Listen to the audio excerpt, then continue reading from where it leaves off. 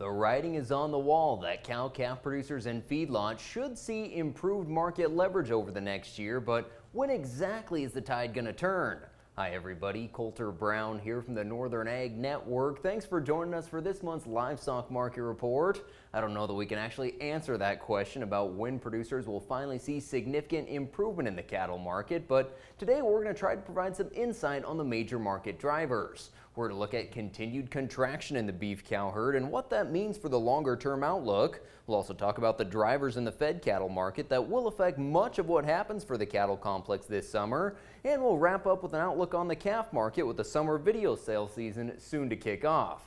Starting out though, I want to thank the sponsors of our report. Thank you to Ag Risk Advisors for their support. If you're headed to any mid-year livestock events, make sure to link up with Ag Risk Advisors there. I know Tate Berlier is always willing to educate folks on how livestock risk protection can help their operation. Well, thankfully, May finally did bring some moisture for many areas across the region. Not near enough and not enough to say that the drought is over, but it does give us some optimism and maybe a chance to get something to grow this summer. Well, contraction in the beef cow herd has been pretty aggressive for the last several months. Beef cow slaughter is up 15% year to date, reflecting the impacts of the drought and high feed costs. The fast pace of slaughter implies the likelihood of steeper cow herd liquidation this year. The current pace suggests the steepest culling rate since 1986. Now, it's going to be difficult to maintain that pace. Hopefully those numbers back off, and if conditions improve, we could see producers start to buy back in this year.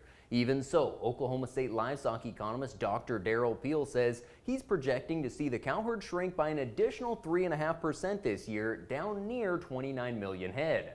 About the only silver lining is the cull cow prices have held in pretty well this spring, maybe a slight dip lower in May, but really those prices have held in well and are projected to stay steady through the summer before finding their typical seasonal decline as they normally do in the fall. The cow-calf pair market has been pretty strong here thanks to the April snow showers and rains in May. Areas in eastern Montana and the western Dakotas have seen improved conditions, so we've seen producers buying pairs. Some of those first calf heifers and younger pairs selling for $2,500 a head. From a supply standpoint, it looks like this cattle market has a lot of potential to heat up in the second half of 2022 and into 2023. When you look at 3 consecutive years of smaller calf crops and of course the effect the drought has had on beef cow herd liquidation, we're going to continue to see that supply shrink going forward. On the demand side, exports are still on a record pace and domestic demand has been pretty strong, especially considering the pressure from inflation. One of the keys is the fed cattle supply. Finally getting those numbers to turn lower will improve leverage for producers pretty well across the supply chain.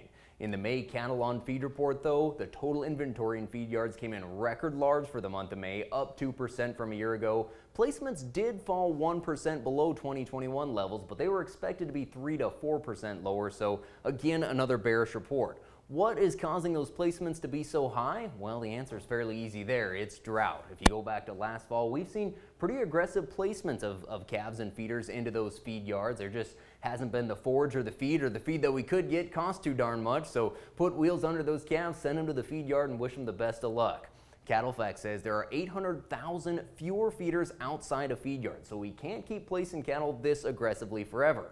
Some of the factors that may have impacted the market this spring is things like drought in the southern plains, where producers are pulling cattle off of wheat pasture early. And last fall, a lot of producers did keep replacement heifers back on the hope that conditions would improve. Conditions have been slow to improve at best, and so a lot of those heifers have entered the feeder supply chain. So what we're effectively doing here is we're pulling cattle out of the fourth quarter of the year, and now we're going to process and market them in the third quarter.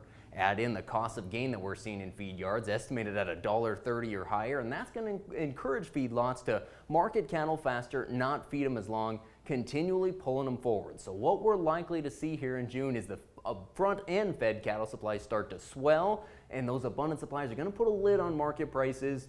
And those prices will improve when the supplies get more manageable, but that's likely later summer or early fall when we finally get to that point.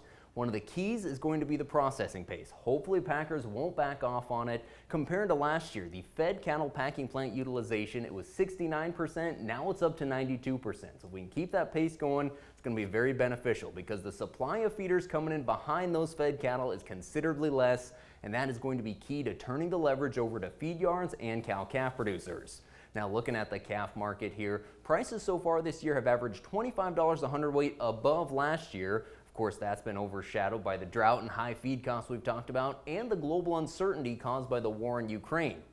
However, we are going to get our first test of that fall delivered calf market when the summer video sale season starts in June. In 8 out of the last 10 years, the summer videos have bested the fall calf market. That's because we see the big run of calves in the fall, and that usually pressures that market. The average premium for the video sales is $67 a head.